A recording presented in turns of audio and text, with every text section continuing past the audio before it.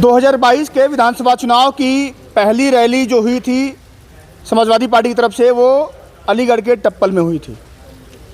अभी 2027 के चुनाव की संभावित पहली रैली जो होने वाली है, पीडीए सामाजिक भाईचारा रैली, वो दादरी के मिहिर भोज जो कॉलेज है उसी के ग्राउंड पंडाल में मौजूद है हम लोग। समाजवादी पार्टी के मुखिया इस बार पश्चिमी उत्तर प्रदेश को साधने के लिए कोई भी कोर कसर छोड़ने वाले नहीं हैं।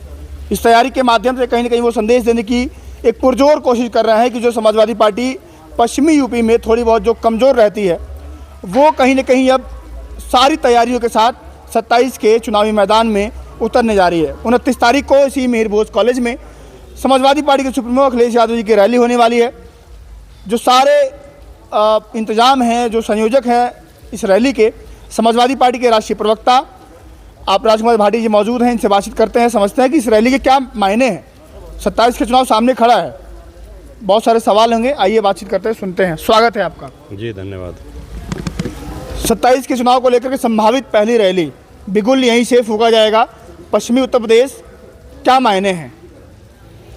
पश्चिमी उत्तर प्रदेश को हमने इसलिए चुना है कि अभी तक ये माना जाता है कि समाजवादी पार्टी पश्चिमी उत्तर प्रदेश में कमज़ोर है और ऐसा रिजल्ट नहीं रहता जो उम्मीद के अनुरूप। तो इस बार हमने पश्चिमी उत्तर प्रदेश में बहुत काम किया है। मैंने 100 से ज़्यादा विधानसभा में मीटिंगें की हैं, चौपाल लगाई हैं छोटी छोटी, और 30-32 जिलों में मैं गया हूँ। पिछले अगस्त महीने से लगभग 8 महीने हो गए हैं हम इस जन जागरण में लगे हुए थे, और उसी के जन जागरण के ही क्रम में ये रैली हो रही है।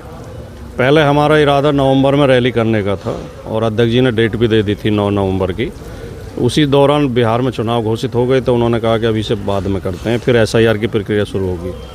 अब तब तक आते आते ये मार्च आ गया, और अब क्योंकि विधानसभा चुनाव दूर नहीं है तो माननीय राष्ट्रीय अध्यक्ष जी ने खुद ही ये तय किया कि हम 2027 के विधानसभा चुनाव का शंखनाद यहीं से करेंगे, दादरी की रैली से ही।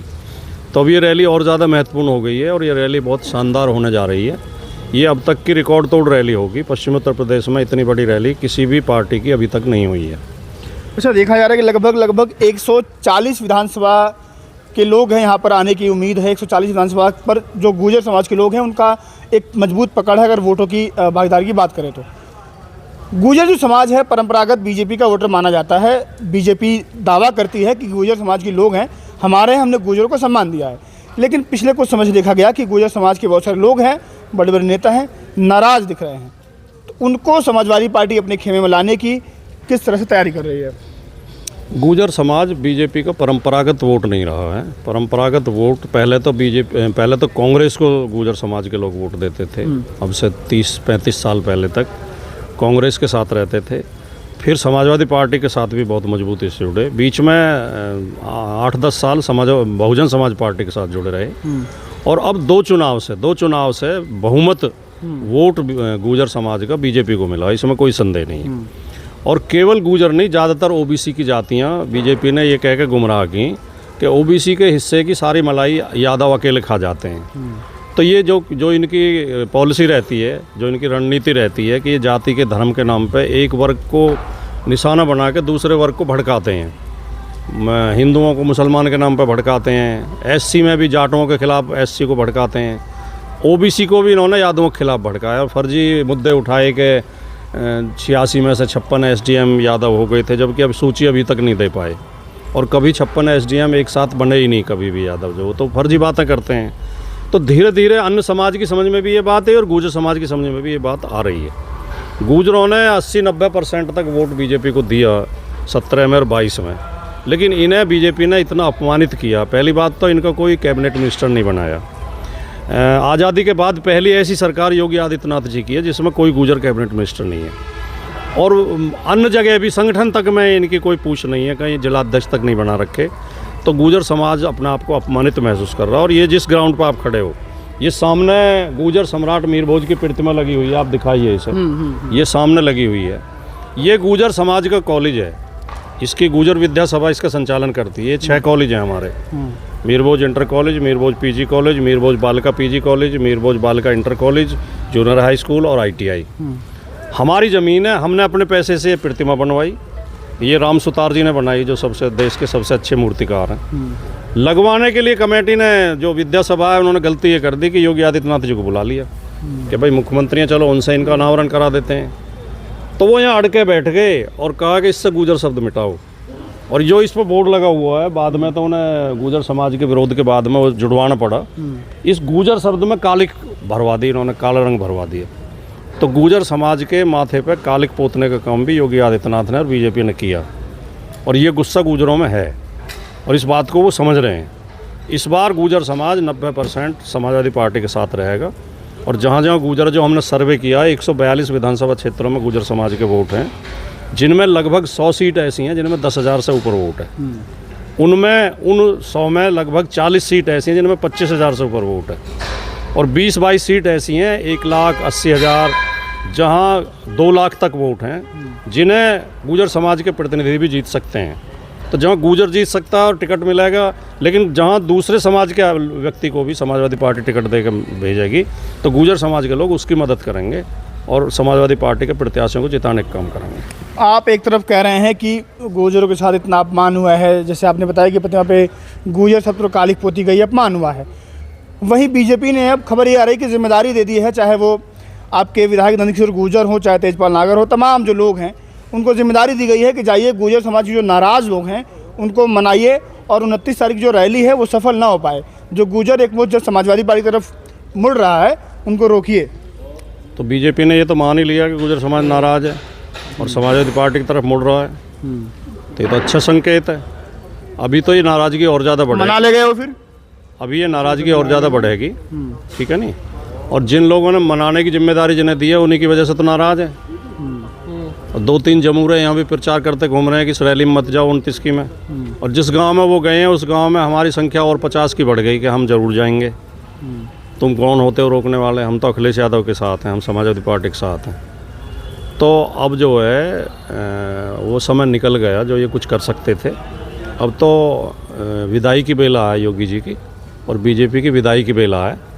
ये सब लोग समझते हैं कि विदाई के समय तो सभी गीत गाते हैं, जब इन्हें गीत गाने थे तब तो इन्होंने गाए नहीं। तो अब कोई मनाना नहीं होगा। अब ये गुजर समाज 2027 के चुनाव में बीजेपी को सबक सिखाएगा। जहाँ हम लोग खड़े हैं वहाँ से बमुश्किल अगर देखा जाए तो 30-40 किलोमीटर दूर देश की पार्लियामेंट है। देश की सरकार यहाँ पर बैठती है, देश की सरकार यहाँ से चलती है। उस देश को चलाने वाले, इस देश को चलाने वाले जो मुखिया हैं प्रधानमंत्री नरेंद्र मोदी, उनकी नीतियों पर सवाल खड़े हो रहे हैं। चाहे वो गैस की किल्लत हो, चाहे अभी पेट्रोल डीजल हो, चाहे अभी उनका एक बयान दिया गया हो सदन में कि कोरोना काल जैसे हमने निपटे हैं, इस आपदा से भी निपटेंगे। उसके बाद देश में जो लोग हैं, जो आम जनमानस है, उसमें एक संदेश चला गया है कि लगता है कि कोरोना जैसा जो एक आपदा का दौर आया था, कहीं ना कहीं सुगबुगाहट उसकी आ चुकी है। उस दौर में देश के प्रधानमंत्री के नेतृत्व पर सवाल खड़े करना और इस रैली का आयोजन पूरा कोई कैसे सकते हैं आप पार्टी जी? नहीं, ये जो अब गैस वगैरह का संकट है, ये तो अंतर्राष्ट्रीय समस्या है, क्योंकि युद्ध छिड़ा हुआ है उधर खाड़ी के देशों में।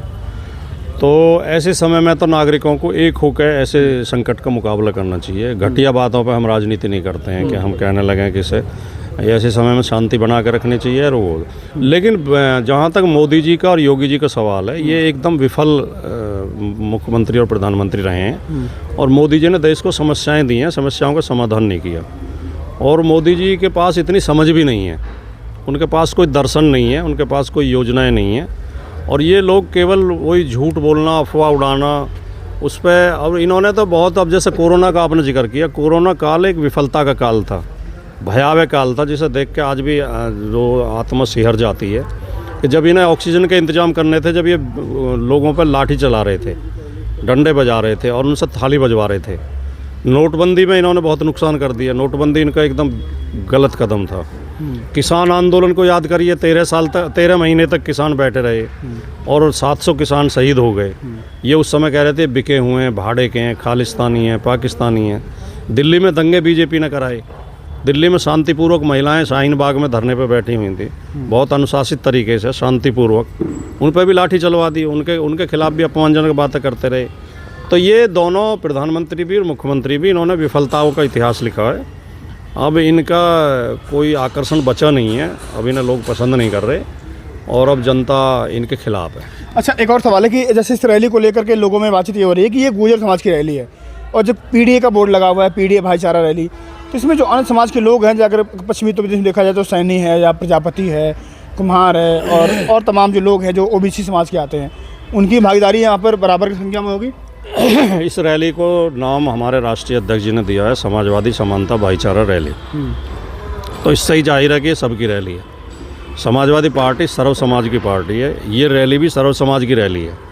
आप परसों देखेंगे 29 तारीख को यहाँ कि यहाँ मंच पे भी और जनता में भी हर जाति के, हर धर्म के लोग दिखाई देंगे।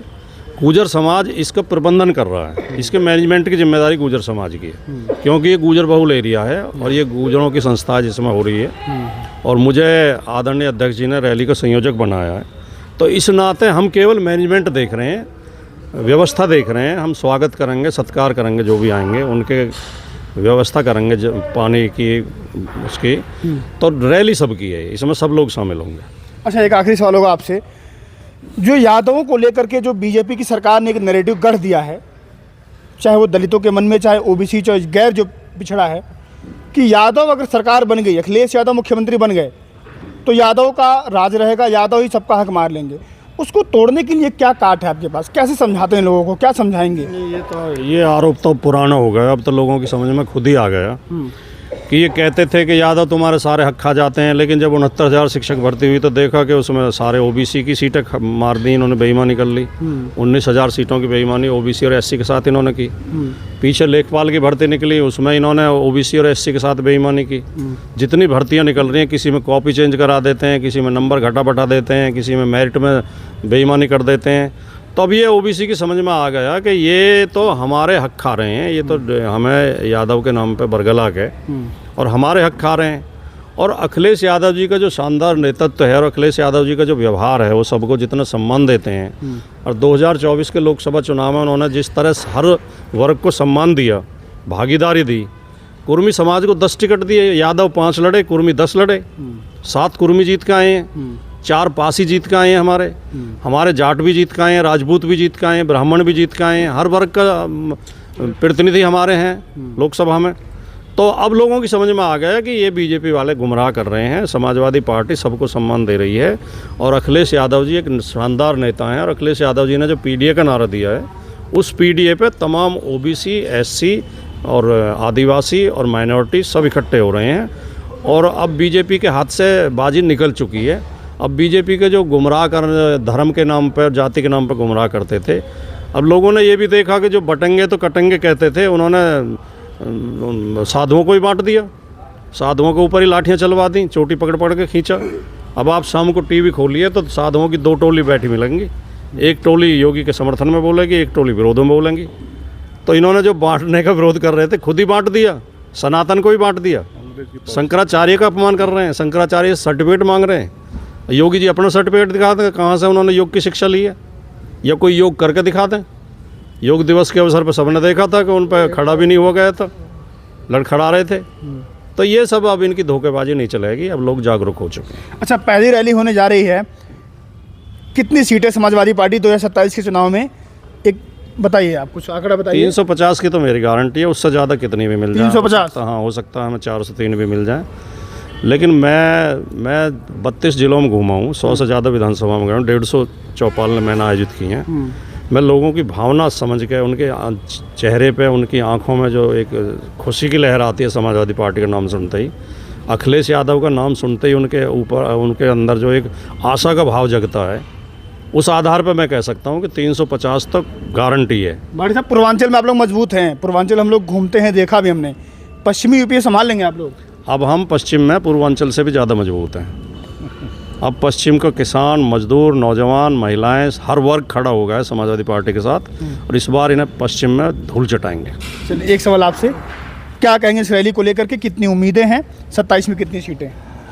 हिंदुस्तान का हर वर्ग ये जान चुका है कि अंग्रेज की जो पॉलिसी डिवाइड एंड रूल, फूट डालो राज करो, ये भारतीय जनता पार्टी के चरित्र को पहचान गए हैं कि ये अगड़ों को अगड़ों से लड़ाएंगे, पिछड़ों को पिछड़े से लड़ाएंगे, दलित को दलित से लड़ाएंगे, लेकिन भला किसी का नहीं करेंगे।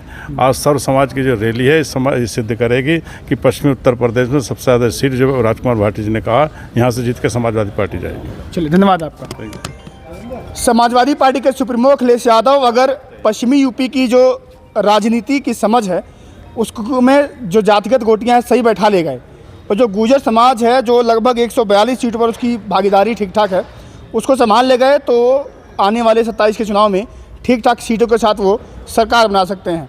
बहरहाल यहाँ पर मौजूद रहेंगे हम लोग, सारी खबर आपको दिखाएंगे, इस रैली से एक एक अपडेट। जुड़ जाइए हमारे साथ, दादरी आ गए हम लोग। नमस्कार।